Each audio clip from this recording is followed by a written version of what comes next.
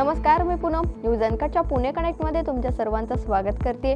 पाहुयात पुण्यातील काही महत्त्वाच्या घडामोडी। अलीकडे फॅशन शोचं पर्व फुटलंय। 5-6 वर्षांच्या बालकांपासून 50शी गाठलेल्या महिला पुरुषांचाही फॅशन शो होत आहे।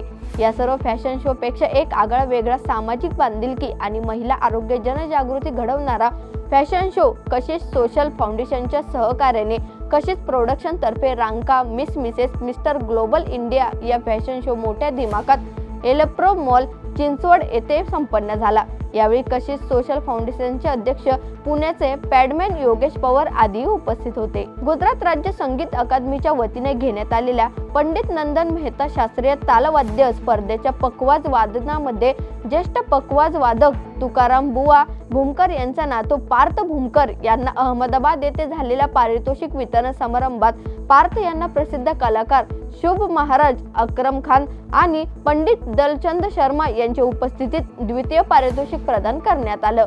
15,000 रुपये स्मृती चिन्ह आणि प्रमाणपत्र असं या पारितोषिकाचं स्वरूप असून पार्थ सध्या सावित्रीबाई फुले पुणे विद्यापीठातील ललित केंद्रात पखवाज वादन MA करिता करत आहे।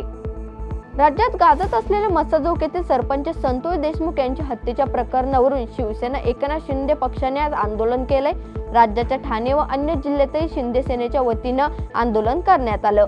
पक्षाच्या मुख्यालयातूनच आंदोलन करण्याचे आदेश दिले गेले होते अशी माहिती आहे। त्यात वाल्मिक कराड याच्या नावाचा उल्लेख करत आरोपींना फाशीची शिक्षेची मागणी करण्यात आली आहे। पुण्यात केळकर चौकात पक्षाच्या शहर शाखेने आज दुपारी 1 वाजता आंदोलन केलं। या घटनेच्या आडून शिंदे सेनेचा राष्ट्रवादी काँग्रेसला शह देण्याचा प्रयत्न असलेल्या चर्चा राजकीय वर्तुळात सुरू झाल्यात।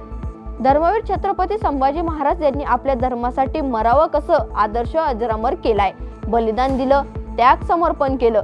छावा चित्रपटाच्या माध्यमातून माझ्या राजाचा जाज्वल्य इतिहास नव्या पिढीपर्यंत पोहोचलाय। महाराष्ट्र धार्मिक तेढ निर्माण करणाऱ्या आमदार अबू आझमी सारख्या प्रवृत्तींना सभागृहातच आणि रस्त्यावर ठेचून काढलं पाहिजे असा संताप भाजपचे आमदार महेश लांडगे यांनी भर सभागृहात व्यक्त केलाय।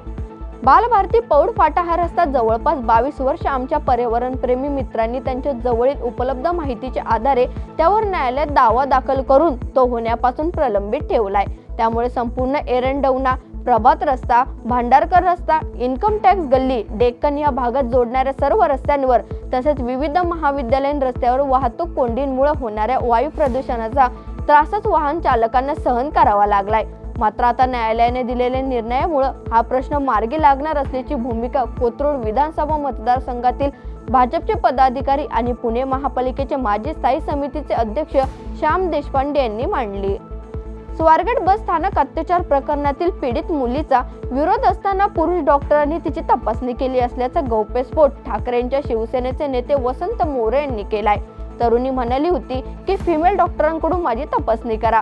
कायद्याने फिमेल डॉक्टरांनी तिची तपासणी करणं गरजेचं होतं, परंतु तिची तपासणी पुरुष डॉक्टरांनी केली आहे। हे भयानक प्रकरण आहे। एवढा विचित्र प्रकार घडल्यानंतर डॉक्टरांना समजलं नाही ती सुशिक्षित तरुणी आहे, ती फर्स्ट्रेट झाली आहे। या सगळ्या गोष्टीचा तपास पीडितेची भेट घेतल्यानंतर वसंत मोरेंनी माध्यमांशी साधली। पिंपरी महापालिका पहिल्यांदाच वाहनमुक्त दिवसाचं आयोजन करते।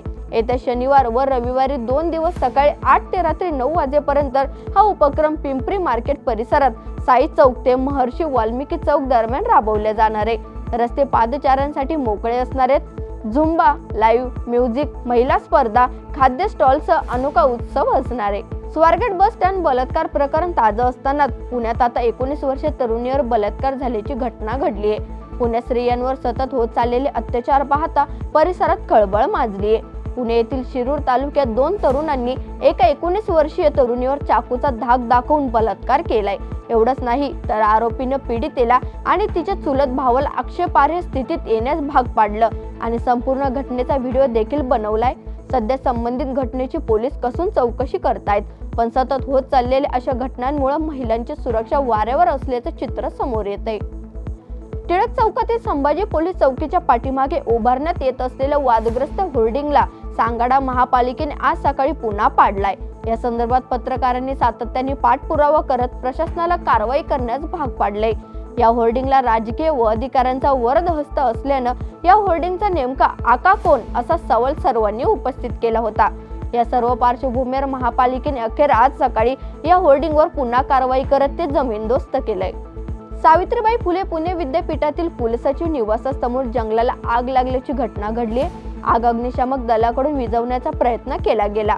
गेल्या काही दिवसांपासून सावित्रीबाई फुले पुणे विद्यापीठातील वृक्षतोडीच्या अनेक घटना समोर आल्यात। आज 4 मार्च रोजी विद्यापीठामधील कुलसचिव निवासस्थानाच्या समोरील जंगलाला भीषण आग लागल्याची घटना घडली। ही आग मानवनिर्मित होती की नैसर्गिक याचा शोध घेतला पाहिजे अशी मागणी विद्यार्थी सेनेनं केली आहे। या बातमीसह पुणे कनेक्ट मध्ये इथेच थांबूयात। पाहत राहा न्यूज अनकट।